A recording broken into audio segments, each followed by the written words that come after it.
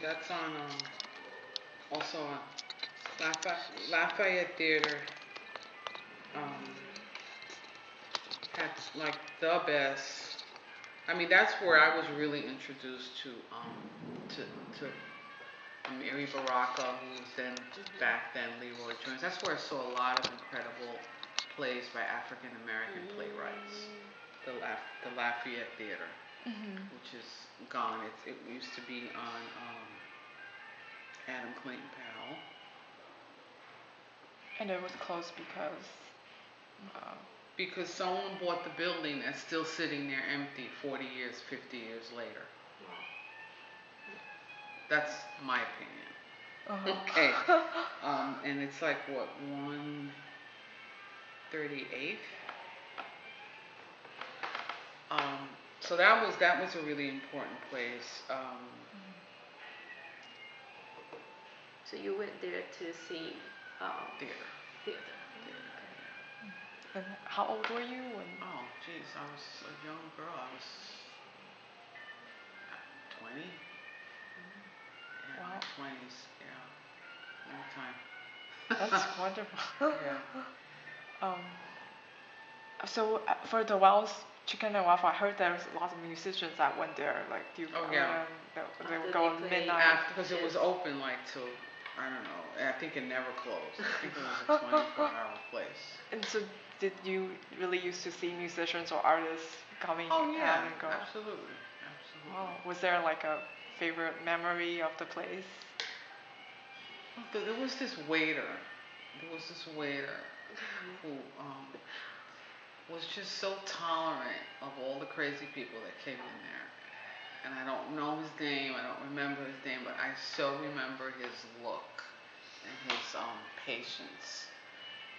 Because you're dealing with people who are coming in there after they've been out drinking and having a good time, and now they're hungry and they want to, they're a little demanding and edgy, and he was really very cool about it all. Yeah. Wow. So, no, was there like an instance that, or like? No. I mean, he was just always there. Okay. Every time I went in there. So it was also well known for the good service, not just the food. Consistent service and good. Yeah, it was. I mean, I don't remember having a bad time in there.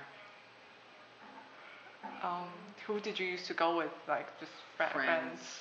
Friends, I mean, I was one of those people that went in there at night late.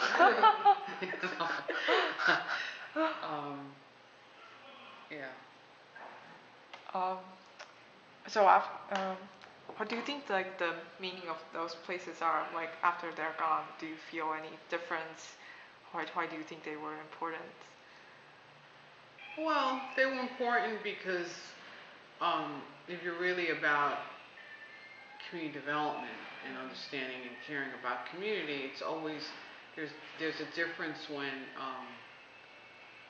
you give your money to something that's staying right here in the community and it's helping a neighbor.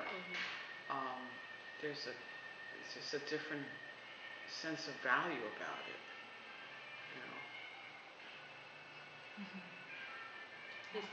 Do you think is there any places like you spend time when you're young in this age this age now they're young people for the young people now? Oh yeah, I think they have Harlem Stage. I think they have they still have the Apollo. They have the National Jazz Museum that does a lot of public programs.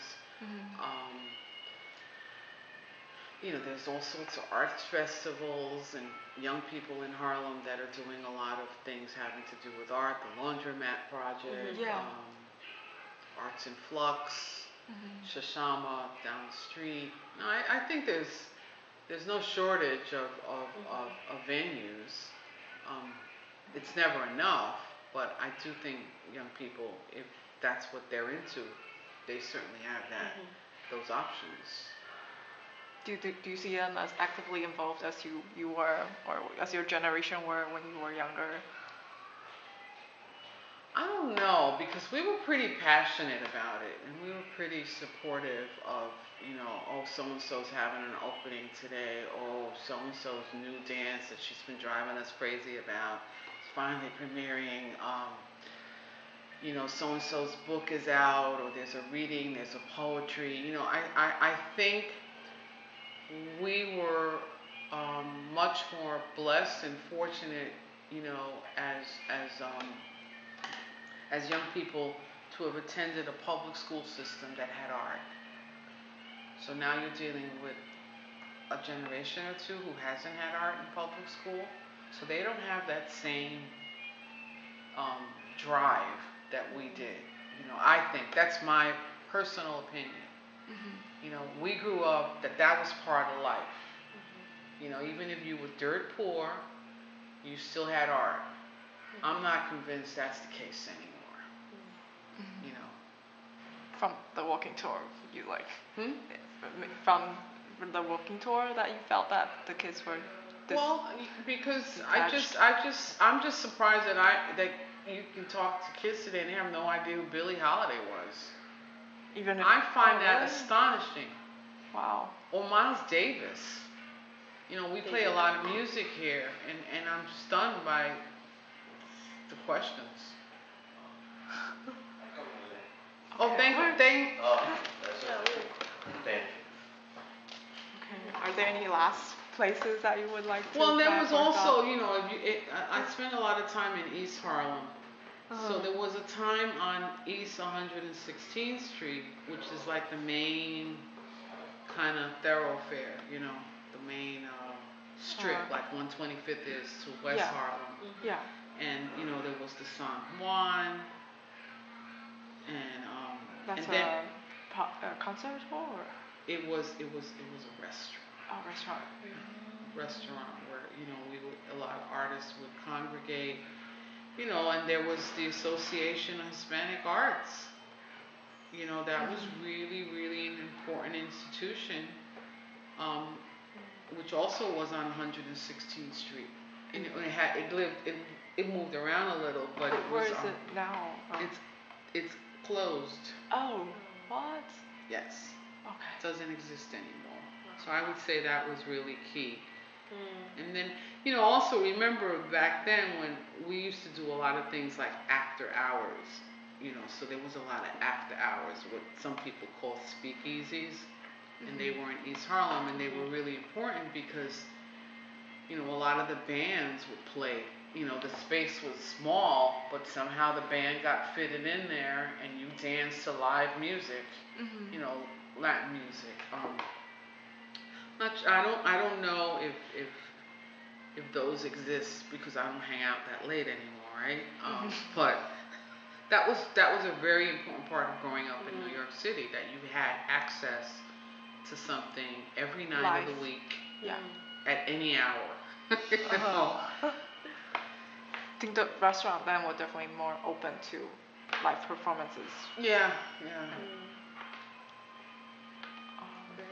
Okay. So